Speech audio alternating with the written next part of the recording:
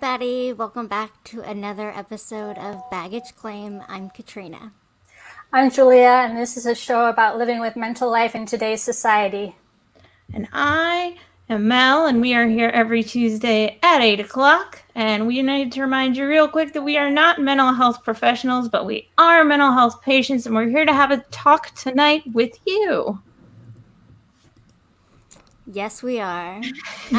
So I need jazz hands. This episode is on anger, but I want to take a little bit of a step back and kind of, tell the audience a little bit how we got here. We have meetings every week, and we always ask each other how we're doing and what's going on.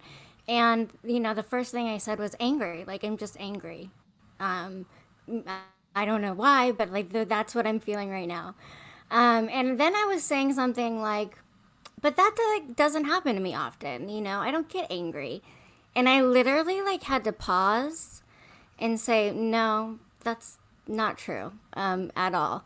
I had anger issues going back to being 5-6 years old, where I would throw knives and scissors at my nanny. I would lock myself in rooms so people had to break down the door to get me out. The way I expressed my anger was really extreme, which is probably a little bit situational. So, but we were talking about anger and how it really affects us, but it might not necessarily be what's really the problem. So we wanted to dig into that a little bit more, and talk about just our experiences, our stories, and what anger is, and how we can control it. First of all, I really relate to what you were saying about your immediate go-to thought is, I never get angry. I think that all the time. And I think that I don't blame it solely on being a woman in our society, but I do think that for women especially, being angry is very frowned upon, and they're scorned as the angry woman. And so we tend to bottle it up more maybe than men who have more permission to let their anger out. And I know if I just have to dig into it to see that anger beneath the surface, but it's there. That is so true, Julia. That is such a great point. You just hit on something that it's so true. We almost temper our own anger because it's oh, she's just being hysterical or she's just being crazy. It's silly things, but it's the timbre of our voice, because our voices are higher. It is more you expect a guy to lash out, but you don't expect a girl to lash out. And when you do, you get the it's the chick throwing dishes in the movie, or it's kind of the most extreme stereotype about it. We talked a little bit about even with our mental illnesses, how it's portrayed in the media a little bit. And I think that's one of the worst ones for women, is that we just crazy bitches flying off the handle all the time. And it's not healthy. It's that Julia totally got it. That's not healthy for us. It's not, because it colors we'll talk a little bit about what anger is and where it comes from. But when we get to that part, it makes even more sense, because you think about the fact that it makes me angry to get angry because my anger is perceived poorly when I'm that way. And thus it makes me angrier. And so it makes us not be properly angry, healthy angry, as it were, because it is healthy to feel anger. It's how you deal with it that is the problem, or makes things bigger. Agreed. I also think that this is such a great topic in the sense of it's not just people with mental illness that experience anger. Everybody experiences anger, and the way we experience anger is definitely different, but we can all relate. Mm-hmm. And we can have healthy and not healthy ways of dealing with it. Yeah, so why don't we dive on Absolutely. in? Let's dive. So, do you guys want to define anger first and what that is? Let us define anger. Where is it? It's okay, I have it. Here it is. I just have it. Look over. Okay. No. I like having the definitions. We go through that, like you said, in our meetings, because one of the big things we want to do when we come up with our themes is we want to kind of be okay, what's what is the premise that we're working from? What definition are we going to sort of take from this? And the one that we have here is an emotion characterized by a strong feeling of displeasure and sometimes a desire for revenge, usually triggered by a real or imagined wrong done to the victim. That's a pretty good, actually, that's a good definition too. Yeah. It's pretty broad. But there are also different types of anger and aggression, which is something that I don't know why I never thought of. But did you guys know that? I knew these 3 types, but I didn't define them all as anger. I didn't say that, these are the 3 types of anger. I just knew there's XYZ that exist in the world. Yeah. Yeah, totally. So the first one is passive aggressive. All right. And that says, many don't like to admit. Oh, am I in? Uh-oh. Did I freeze? We're back. Okay. It was me that time. It's my turn to be laggy. This is going to be the happiest anger episode y'all have ever seen.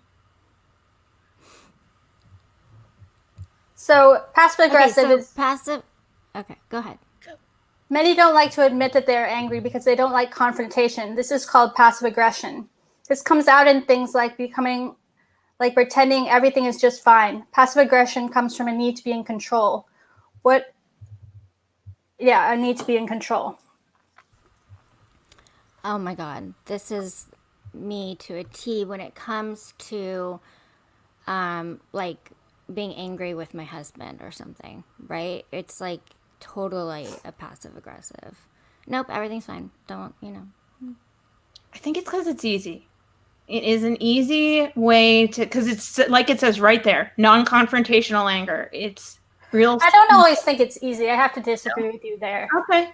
Because I think that some people lack the emotional capacity to deal with things at a certain point, but it doesn't mean that they're taking the easy way out, because it's actually very painful. It's not like it makes it go away. It just looks like it's gone away, but it's really there festering, like this open wound. And it's a way, I guess, of dismissing it, which is the wrong thing, all the way the wrong thing to do. Or you're just saying, no, I'm fine. Because it doesn't help you, the person who's feeling it. And it certainly doesn't help the person. Even when we talked to Blair, we talked about the sort of and I know that I discussed this with my husband, Bob, afterwards, is the not talking to me part is actually the worst part, because then I really feel helpless. And I think that's, whether it's just you or, because it's not healthy, because it usually comes out as well, I guess I can fill this pitcher myself. It's well, what does that solve? It's yeah, you could, or you could have actually addressed the problem that you were having, which would have been simpler. And that can usually spiral off into more anger, not less anger, in my experience with being a passive aggressive jerk when I am. Yeah. I can all.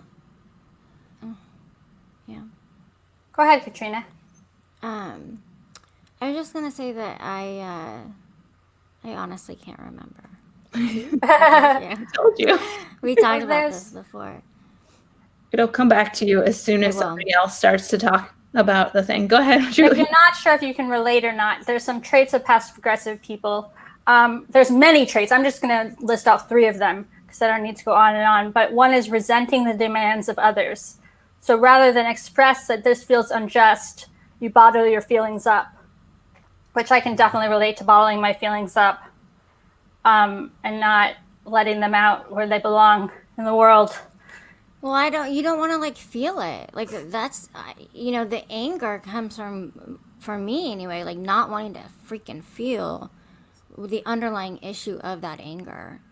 Yeah, not being able to sit with your emotions. Face it. Yeah. Because then I have to, why am I like that? Well, I get mad at myself when I get mad, though. And so that actually creates a little bit of a paradox for me, because if I do act, I definitely can get passive aggressive, definitely.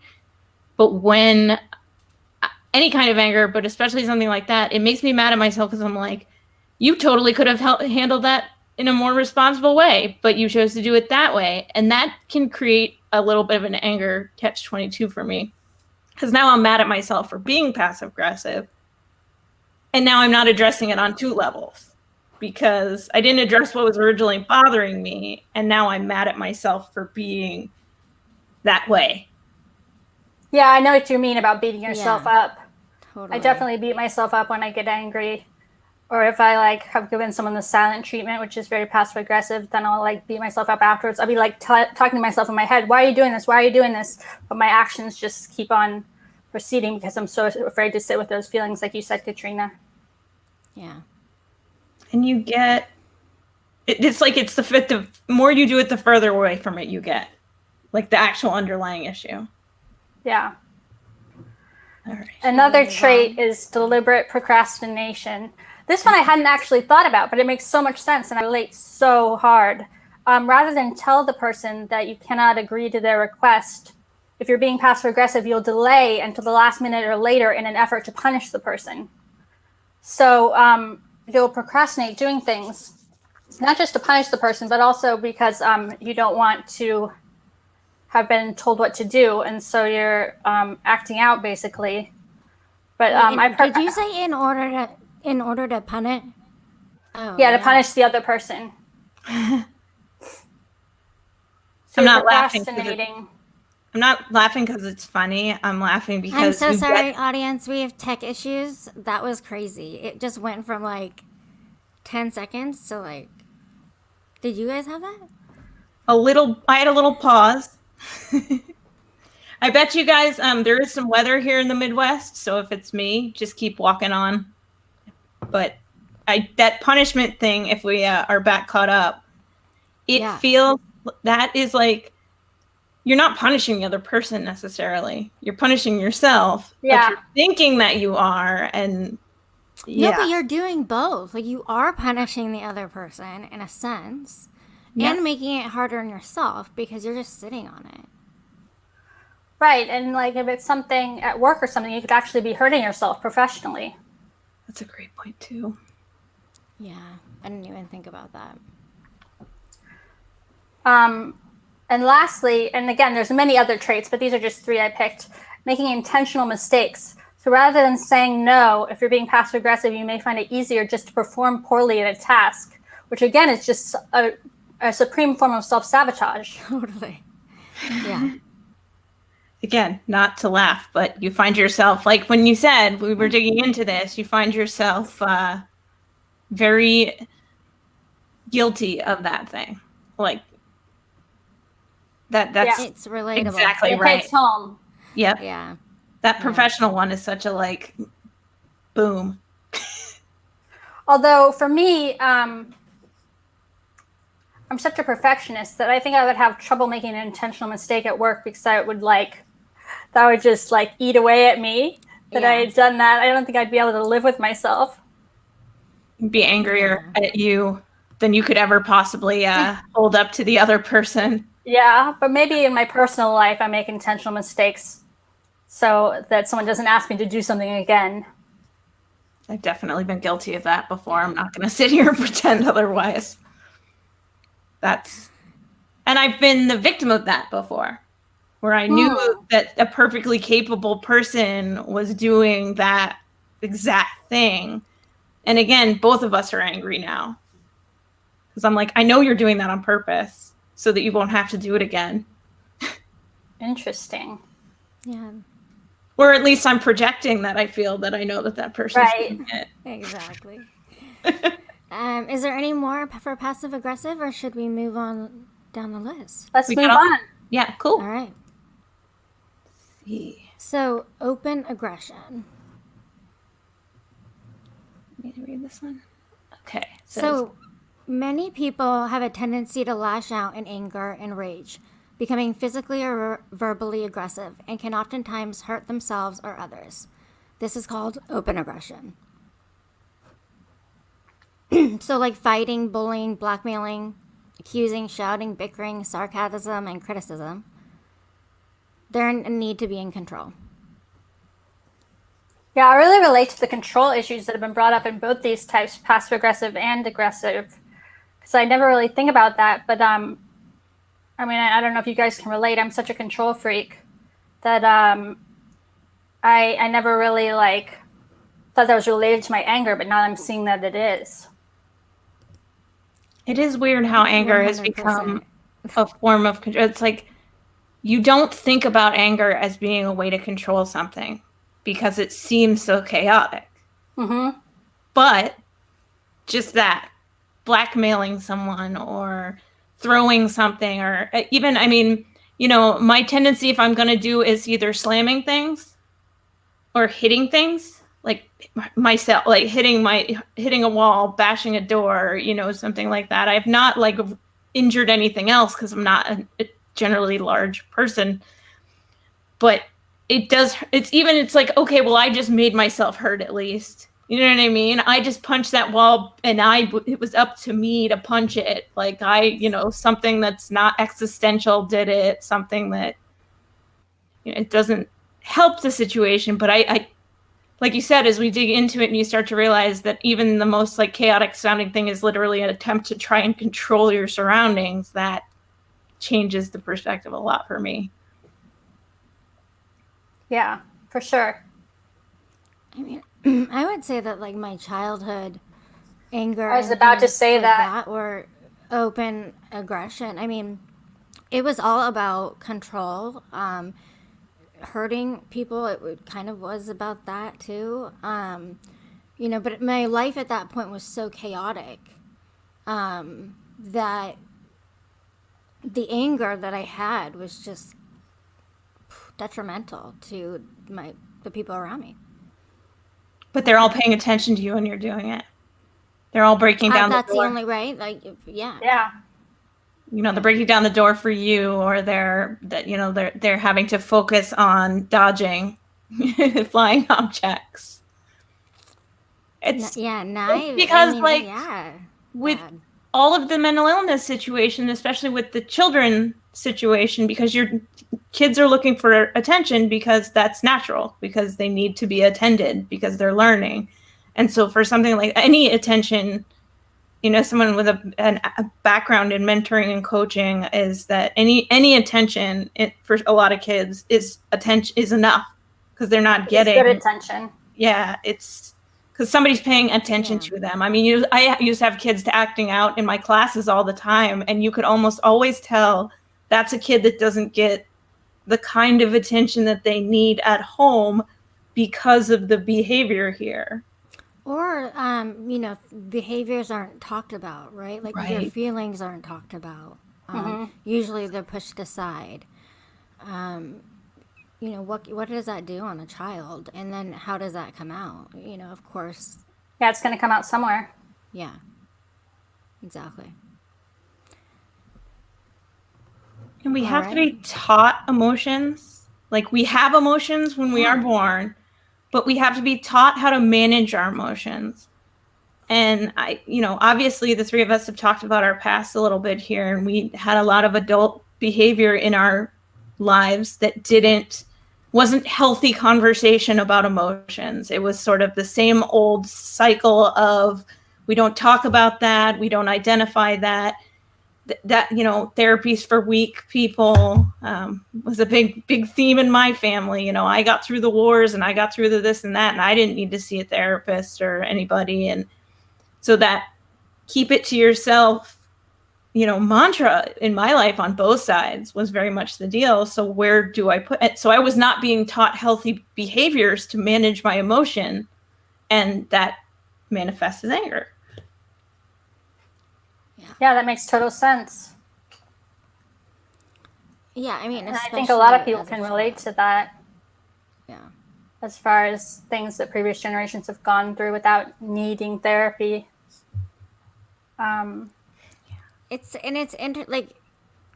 interesting to look at too, like anger now, right? Like in your life that you're experiencing and going through, or something you're angry about, and what that was like for you as a child, and how that manifests now. Because that's something that, like, when we started talking about this, really hit home. Because the need to want to break or throw things that people is still there, right? That issue's still there. So it's a journey. You feel like you're habits still can bottling carry with feelings you. up? Yeah, well, and I think certain habits of how you dealt with anger at some points in your life, end up becoming how you handle that. It's like your baseline. And it becomes your baseline for your anger, is that you fall back on the oldest, most ritualized thing in your behavioral health situation, which is those things. Whatever. And I think a lot of people overlook anger. I mean, I know I said in this show that, like, this is a great topic because it's not just mental illness. It's like everybody can talk about anger. But in terms of anger and mental illness, that can be detrimental to the people around that person. Anger can manifest in different ways with somebody with mental illness. I think so, especially if you're bipolar and you have a manic episode, that can be a scary situation. Yeah, totally. Right, but totally. You're not really kind of taught through these things. Right, and anger is really a secondary emotion, which I think we were going to talk about, but it's actually like, I don't know if a lot of people know this. I didn't know this until I really got into dealing with my mental illness, but anger is a secondary emotion, meaning that it's not primary. It's not what you feel first. Anger always comes secondarily. So, like, here's an illustration of an iceberg, and anger is what we see on the surface, right? So that's what's poking out, and maybe someone's screaming, throwing stuff. Maybe they're just angrily talking, but that's what we're seeing. But actually, there's a whole iceberg beneath that that's even bigger than what we're seeing. And that could be fear, it could be rejection, it could be frustration, it could be humiliation, it could be a whole host of things. And that's what, because think about it, when you've gotten angry, like a lot of times you felt hurt first. Someone did something to you and you felt hurt and then you lashed out in anger. Or you felt afraid, maybe someone was accusing you of lying or something and you felt afraid and then you lashed out in anger. So anger is actually the second thing that we're reacting with, which I always find really interesting. Yeah, that's what blows my mind about this whole topic, is that something else is there. And usually we're just trying to mask it. I mean, it's such a simple thing because everybody gets angry, and yet it's not simple at all because literally the tip of the iceberg. Literally. So we had other definitions of anger, right? Well, another type, I think. Okay, yeah, because we have another type to talk about besides the... Well, there's repressed anger. Repressed anger. Is that where we are? Which is something I think a lot of people can relate to. And we've talked about it a little bit already as far as like bottling up our emotions, bottling up our feelings and our anger. We thought this article was really interesting. It talks about, is repressed anger the real reason your life feels stuck? Because I think a lot of people know that they repress their anger, but maybe they don't think about how it's broadly affecting their lives. I for sure wasn't thinking about that. And so I wanted to talk about these 15 signs that you might have repressed anger. We don't have to go through all 15, but I think a handful would be great to go through.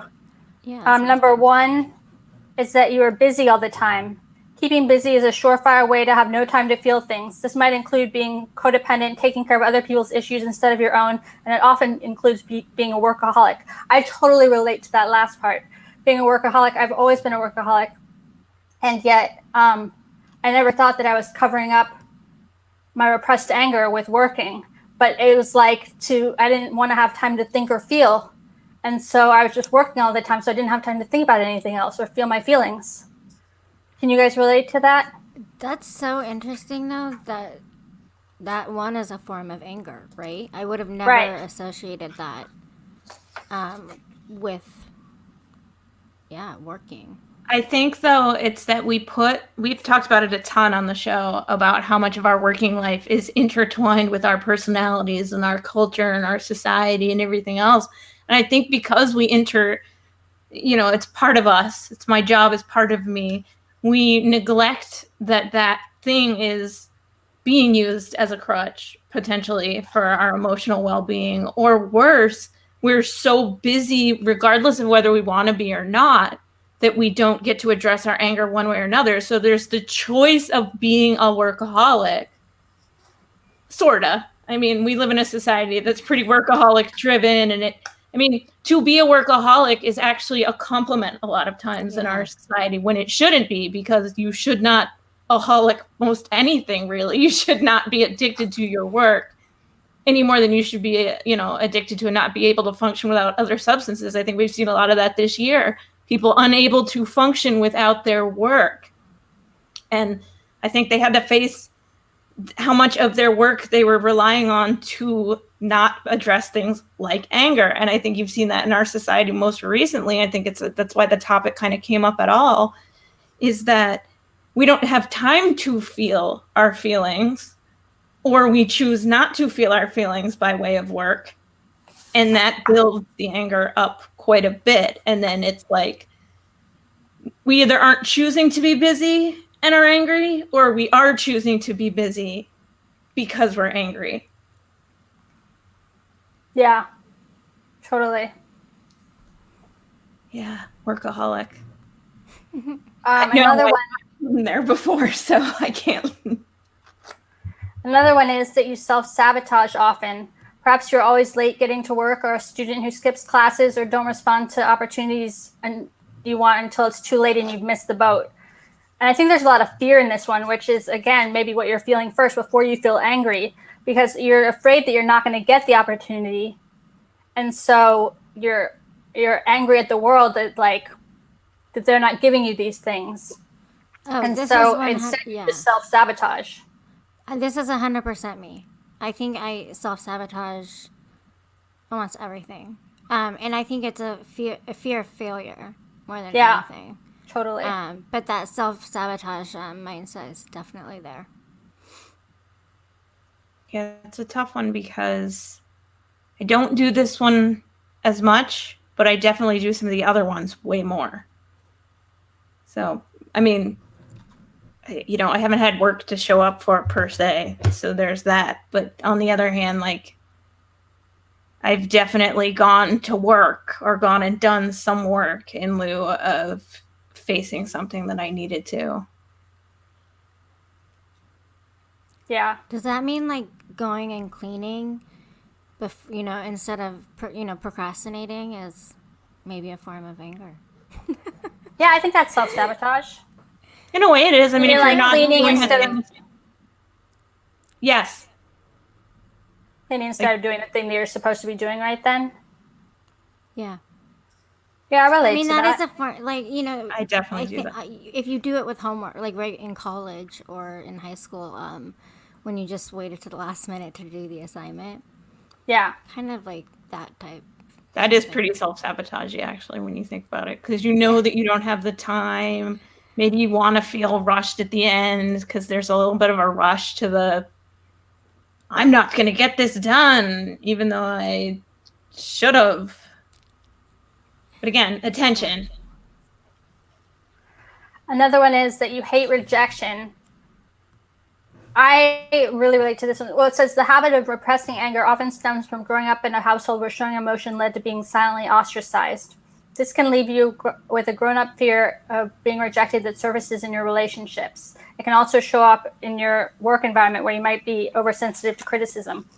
I mean, at the slightest whiff of rejection, I get hysterical. I lose my shit.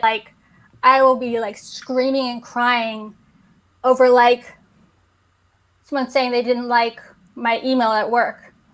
I shut my door. It's not like I'm out in the office doing this, but to myself, I'm pounding my desk, crying, because it's just that fear of rejection or abandonment, really.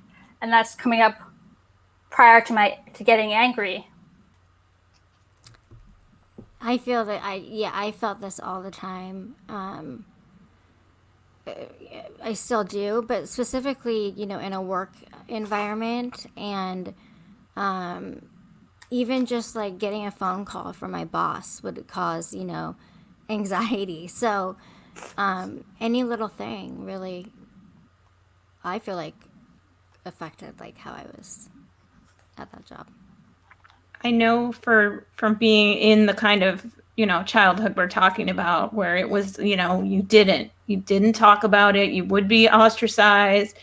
You would be chastised potentially because everybody else is dealing with the same problem as you and they're fine.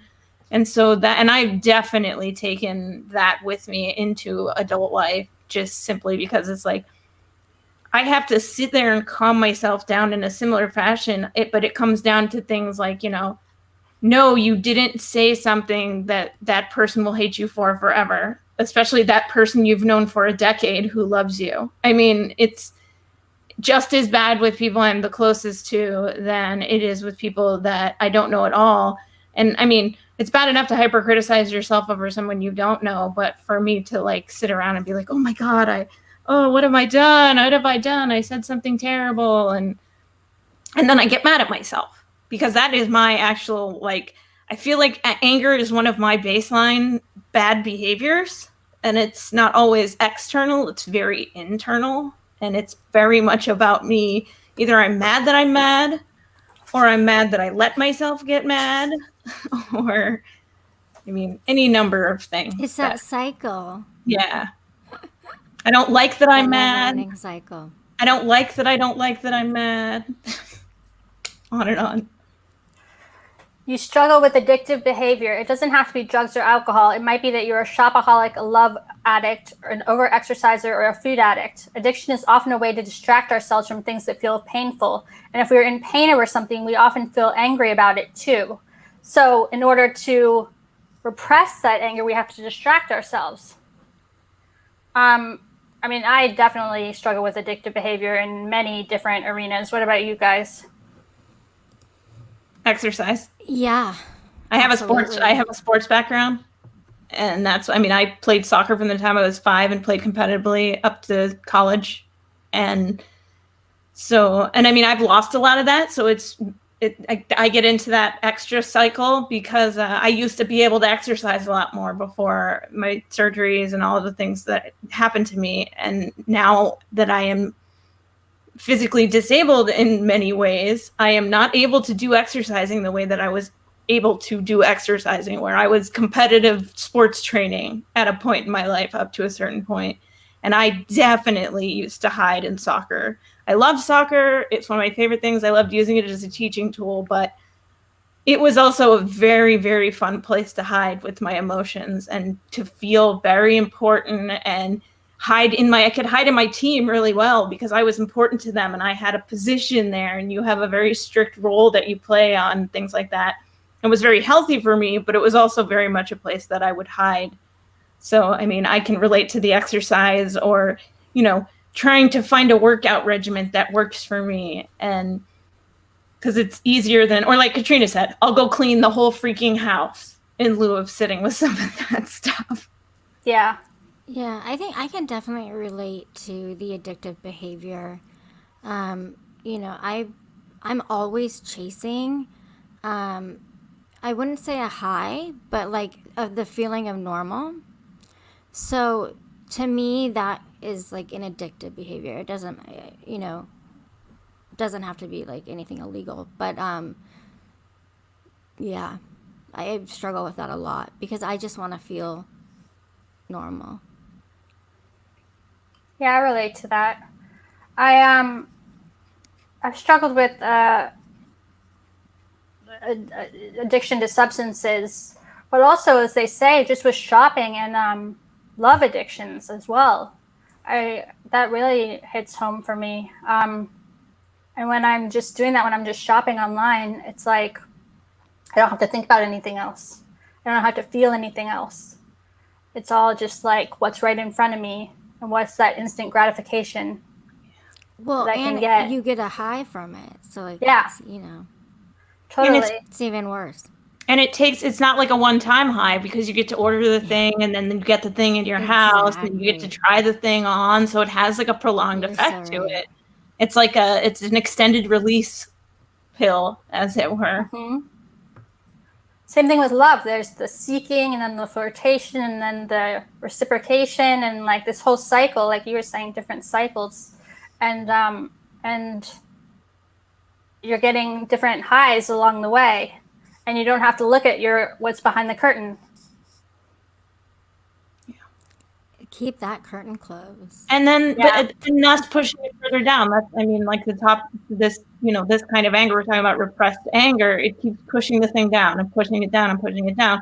So same top of the iceberg, bigger bottom, where you're not facing the underlying problem. So. Yeah. Yeah. And lastly, any more off this list? Yeah, one more. You feel happy all the time, just pure peace and love. This kind of belief about oneself generally points to some deep-rooted denial. The human mind and emotional system is not one-sided. No one feels great all the time. If we did, we'd never learn anything as we grow from being challenged. This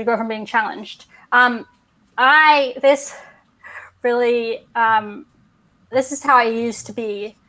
People used to always say, Julia's happy all the time. And someone would even say, no one could be that happy all the time. And you know what? They were right. No one could be that happy all the time. I was just masking and burying my anger and other feelings down so hard that like they couldn't get up to the surface, and I was just smiling through all my pain. And it wasn't real. And it wasn't like I just knew it was there. It wasn't like, oh, there's all this pain right here and I'm just smiling. It was like deep-rooted denial. So I had really tamped it down and was living this blissful life, but it was no life at all because I wasn't changing or growing or being authentic. I was just dealing with unresolved anger. Yeah, that was me in high school. 100%, like super freaking outgoing, class president, honors, like, everything under the sun in terms of like social too. And then I went to college and things completely changed. But yeah, I was like that. It's because the routine changes from high school to college so drastically. And I don't know, at my age, I mean, there wasn't a whole lot of college prep going on where they were trying to prepare you for campus life and all these things. They were just like, okay, kid, here you go, college campus life. And, you've seen all the movies, so have fun. No, like you go from being so hyper structured in high school to being like, okay, you live in a dorm with a whole bunch of other people. Here's your class schedule. Have a nice life. And you have to like go seek out advisors, and you have to go.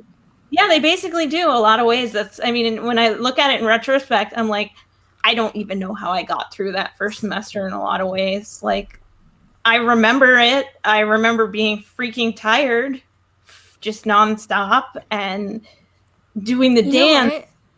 Go. Sorry. No, go ahead.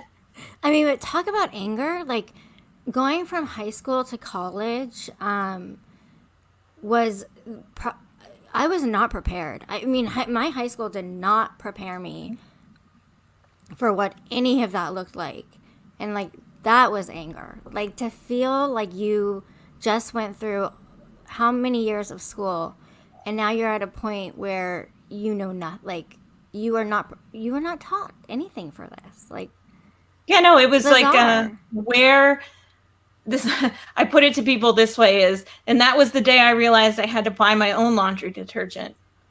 Like, it doesn't magically appear in the laundry room. It's not like waiting there for you. And it seems like such a simple thing, but I even have parent friends that are sending kids to college over the last several years who are like, my kid doesn't know how to fry an egg. That's concerning.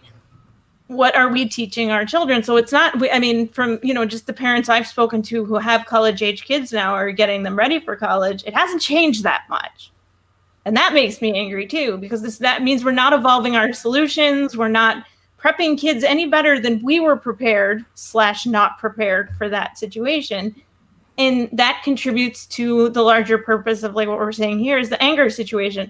Well, I just spent 12 years in school so that I could show up here and I have to learn a whole new set of rules that nobody taught me. On top of this being one of the most stressful times in your life. So And now I'm angry on a few fronts because I feel like all the adults lied to me. For some reason, you just saying that, like, it popped in my head. Like, there's probably a lot of angry adults with children right now. Like the kids that are doing virtual education and things like that. Like, I bet you there are a lot of angry people because I'm helping, my niece with her school and stuff, and it's ridiculous. Like, it's so complicated. They have them doing stuff for hours and hours and hours, just busy work. So I'm angry and I'm frustrated, and I'm not even a parent. Well, it makes you Sorry, think. side tangent. No, not at all, because it's part of the bigger. That's prescient. Yeah, really. Yeah. And it's like, so it makes you ask a couple questions, right? What are they doing inside the school building the rest of the time? Are they doing the same stuff that they're doing with you guys as they're doing in there? What are we spending our tax money on? And how are we making our lives better for parents? And I don't have to have, I'm a person with an education background. I don't need to have children of my own to care about the ones coming up. Particularly, we go off on tangents quite a lot. Because I don't have kids of my own, I need to make sure the youth in my population are taken care of, because that's who will be supporting a society in the future if they're, as our society goes on. They don't have to be my kids. They don't have to be my blood or my, by marriage or anything else. Those are still the youth of my community not getting what they need and ending up in situations like we are, where we have to talk about, where you have to spend, we need to spend time talking about it because nobody's done it yet. I mean, absolutely. Like, anger, like, it needs to be taught as a child, like what that is. What are you really feeling? Like, feelings need to be talked about, and explored and understood. Because otherwise, we end up kind of here. Yeah, where we are now. Yeah. Where you get, the three of us who had none of that. And and the three of us who are hopeful that it doesn't have to be like that forever. Yeah. Let's get through the last. So we have assertive anger, which is going to be our last Type of topic anger. of anger. Yeah. So the healthy way to deal with anger is by being controlled and confident, talking and listening, and open to help in dealing with a situation. This assertive anger can help relationships to grow. It means thinking before you speak, being confident in how you say it, yet open and flexible to the other side. So it means being patient, not raising your voice, and communicating how you are feeling emotionally. Really trying to understand the other person. Yeah, I don't do that very often. I'm getting better, though. I mean, the more work I do on myself, the more I am bringing these healthier tendencies into my life. But it's a struggle. Absolutely. And I think it's a struggle for a lot of people right now. I mean, the world is really chaotic, and I'm angry at a lot of things, so I'm sure that, other people are as well. And that's really hard to go through life with that. That anger carries you around. You nailed it when you said that we need to be talking about that. Like, we need to teach feelings in school. We need to teach assertive anger when we've got littles that are old enough to understand it. So you can, kids as young as 4 and 5 years old can have a conversation. Even a 2-year-old, I've had as young as 2.5, where they have an outburst, and I can look at that kiddo and be like, okay, what's going on right now? And they can at least tell you, I'm mad. They're very simple things, but you can almost kind of look at, like, if you go all the way down to like a preschool or an elementary level of what's wrong right now? I'm mad. Okay, what's making you mad? And you'd be shocked. I've had that conversation with 2 and 3-year-olds before many times because, something as simple as I'm having a hard time dribbling a soccer ball because it's frustrating because my new legs and my wobbly body don't really match up with that kind of reflex yet. And that's where I kind of like, fortunately, because I do have that background, I can almost always be able to boil my I try to go back to preschool or first grade and go, okay, pretend that you have our 5-year-old's emotions or 6-year-old's emotions. What would you say to that 5-year-old? What's going on right now? And I'll do this with myself. What's going on? I'm mad. Why are you mad right now? I've got things so much as like I've got to times of the year because I've lost people in my life. And so certain times of the year are very difficult to struggle with. Just like you just said, Katrina, the general climate of our world right now has a lot to be angry about in it. And it is fear-based, in my opinion, a lot of it. Yeah. It really hit me. Go ahead. Oh, no, go ahead, Katrina. No, I was going to say, it's like these things that we can't control that cause anger, right, are the most difficult. Yeah. Because there's no way to really fix it. It really hit me where you said in the definition, it's about talking and listening. Because I think when I'm angry, it's really easy for me just to want to talk. But am I like really like listening to the other person? And like that active listening, I think can really like help with this assertive anger. Yeah. I think that's listening is actually one of the hardest things. I mean, it is. It's so hard, yeah. Because we are forward-thinking beings in our own space. So it's like, it's making me feel this way, and how am I, and so to really learn compassion and empathy for each other is really where you bridge the gap between feeling anger and feeling afraid and so getting angry. If I can say, sorry, I'm mad because I was really afraid of what just happened, that would be a so much better place for us to be than me losing my mind. And, Sorry.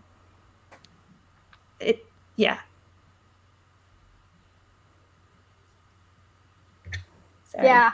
Pausing the conversation there. No, I'm getting a little bit of weather. Do you guys feel like you like practice assertive anger? I'm trying. No, not at all. But I want to be. Yeah. What do you struggle with the most, would you say?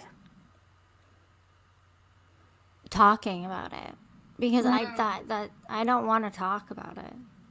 Because then I have to like feel it and live it.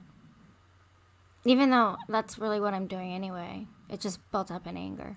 Yeah, you're holding it in. Yeah. Me is the listening. When I'm mad, my brain goes, it's like I'm seeing red or something sometimes when I'm like in that level. I just can't. I say and do such illogical things. Like, it's almost like I can sit outside my body and see myself doing and saying the most illogical things. And I'm like, who's using my body right now? Oh crap, that's me. Like, it's tough for me to even, and it's like I'm hearing the other person, but I am definitely not listening to the other person in those cases. Mm-hmm. That's the part I definitely struggle with the most. I'm getting better at being able to say I'm mad, but it still goes through the cycle of it goes through a wash and rinse before I actually get to that place. And I'd rather start from the healthy spot. And that's just it's part of the journey. Totally. Yeah. It's such a journey. It's a good way to put it. A marathon, not a sprint, as they say in the biz. So I kind of want to know if there's anything that's making you guys angry right now. Coronavirus. And what about it? The Republican Party. Okay, then I have to say the Democratic Party. Politics. Both, yeah, politics. That's what I meant, actually. Politics. I would say American governance, or the lack thereof. The lack of leadership in any sense. It's not just, everybody's going to jump to politics and the pandemic because, those two things are affecting our lives so drastically in a way that we cannot control, that there's no, literally everyone is angry right now. Yeah. But you can tell. Look at Ray's Realty. She got to keep her from crying, or him or her. I don't know. It's okay to cry. It's okay to cry, Ray's Realty. I feel like the actual act of crying is healthier than the act of bottling up the crying. I have actually learned to healthy ugly cry with myself on occasion because it makes me feel better. And I need to do it sometimes. I lost my father at a young age. I lost an uncle shortly thereafter. I've lost young people in my life. I lost a pet. I lost my doggie last year around this time. And I know that that's been contributing to my stress and my anxiety and all of those things, because that's a member of my family. And so those losses, and I think I told you guys this when we were planning for this, is those losses become very punctuated to me when I see a bunch of douchebags running things really poorly. And I go, here's my kids and my family members that were awesome and doing all these great things and giving back to the community and were important to me, and they're gone, and these jerks that are messing up the world are out here just living their best lives. And and I hate to kind of put it in those terms, but that makes me angry, because I'm like, there's all these scared people out there who are choosing to go bury their head in the sand, or full on, right wing, or full on left wing, or full on fence sitter, or whatever full on thing, whatever extreme a person's picking right now. And that is fear, and that is the sort of out of control feeling, but they're just being angry.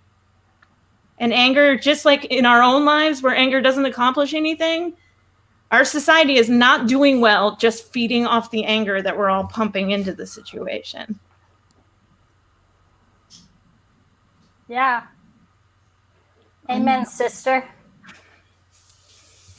I feel like if we had compassion for each other, just like in the health sphere, just in the mental health sphere, because when we really do address those things, we start to see that it is that lack of control, and it is that fear. Well, I'm angry. How many people are losing their jobs right now? How many people are homeless right now? How many people don't have health insurance right now? I'm angry about all these things.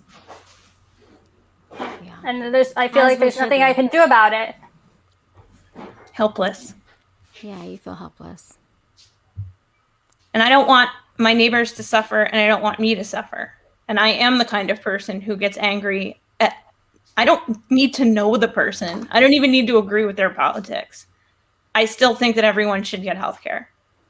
You don't have to agree with me for me to think you should get medicine and food and a roof over your head. I don't care what your politics are. That's just a basic me and you as two humans living in a community or on the same planet. It's a basic human right. Yeah. Yep. But so is like shelter, food, water. That's exactly. Those are all basic necessities. But we can get into that on another show. So how could we channel assertive anger into some of these things? So like we could not feel so helpless and out of control angry. Like, can you think of any way? I can't. I'm just asking if you can. I mean, if you want my opinion, go ahead. Just being able to talk about it, be open about it. I feel like we have all these people, Mel, like you were saying, that are just really angry right now. Well, there's something else going on, right? There's an underlying feeling happening. And talking about it will help you get there, help you understand what's going on. Yeah, good point. So yeah, communication. I think that you took the words right out of my mouth. I was talking about what we're doing right here, right now. Talking to the people that are here with us tonight this is a start. This is what we can do, is we can talk to each other about the anger. I mean, we're talking to some folks tonight who are out there, and we appreciate that. And we hope that this is helping you, understand your anger a little, or at least start you down the, more healthy behaviors path. But the idea is that even we started this, I think, as an answer to being upset that mental health is not being talked about, is not being addressed in a healthy way. We were all kind of angry about that. So it that definitely can be used as a motivating factor. And I think that this was this right here is maybe our first step towards the healthy anger. Yeah, anger itself, it's not unhealthy. It's just what you do with it. Yeah, that's so important. Like what you just said, how you handle yourself. Yeah, and also that it's okay to be angry. It's okay, even for you women out there. Yeah, ladies, it's okay. Just because people don't understand our temper doesn't mean that we're not allowed to be angry. I can be angry in a bass if you would like. Do I just So need to yell lower? we have 10 tips to help tame your temper. Let me share my screen here. Tempers need taming.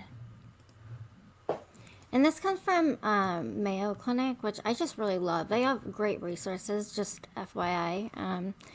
If you're out there and you're like us and you like to read articles, Mayo Clinic has some great ones on mental illness. To like go to first, honestly, because all of their topic stuff is very topical. It doesn't have floof in it. It has medicine and science in it. Yeah, Exactly. it's evidence-based and it's very practical. I like that they give you a list of all the things, like anytime you're reading about anything on Mayo Clinic especially, is they kind of give you a checklist at the end. Okay, so after you went through this, here's the things you need to ask your doctor. And I don't care. I was always an advocate of the review at the end of the chapter in school, so because I like that.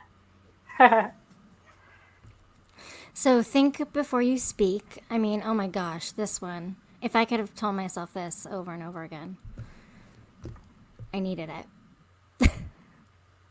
My father used to say, engage your brain before you engage your mouth. So important. Yeah. It was his philosophy. I'll lash out. I'll say something really mean just to hurt you. I'll lash out in anger and say like, and I don't mean it at all. And like, if I just would have taken like 3 deep breaths, I wouldn't have said that thing at all. It can be that quick. Exactly. And the next one is like, once you're calm, express your anger. I mean, and that's Right. definitely a good way to handle it. I like that, Julia, you just like sort of gave out a tip there. You said take 3 deep breaths instead. Like something, just having something to fall back on. Like that is a tool. Of course, get some exercise. Definitely a good one. Take a time out. I love this one because this has definitely helped me in the past. Okay, I just need like 10 minutes in a room. By yourself. Yeah, don't come in. Identify possible solutions. That is tough in the moment. Yeah. But having it there. So this is like, they give a good example. So like, is your child's room really messy and it's driving you nuts, just close the door, right? Right. Take care of yourself. Exactly. Stick with I statements. It's a big one. That's a huge one, yeah. Don't hold a grudge. Use Easier humor. said than done. Use humor to release tension. That's mine right there. That's all me. Yeah. Humor is a main coping mechanism for me. In case everyone missed for a that. lot. Practice relaxation skills, of course. Meditate. Yoga. And know when to seek help. Yeah. That's the toughest one, though. I mean, I think at the end of the day is like, because that's where you have to, okay, Houston, we have a problem here. I need to admit it. And now it's time for me to talk to somebody about this because this behavior has become so unhealthy, whatever it looks like, addiction, any of the things that we've talked about tonight, the passive aggressive, throwing things, hurting people, this is better. However it's manifesting. Yeah, there's a lot of ways, obviously, we've talked about. Yeah, so I think that's gonna be it for tonight. We have a special guest next week, so please stay tuned and tune in. Like, subscribe, all the above. And thank you. We're going to talk about some of the solutions to the situation that we were talking about a little bit next week about the kids, kind of identifying mental health sooner than later. Absolutely. And talking about it. Yeah, we'll be back next Tuesday at 8 p.m. Thanks, guys. So see you guys then. Have a great night. Thanks for coming. Stay well, everyone.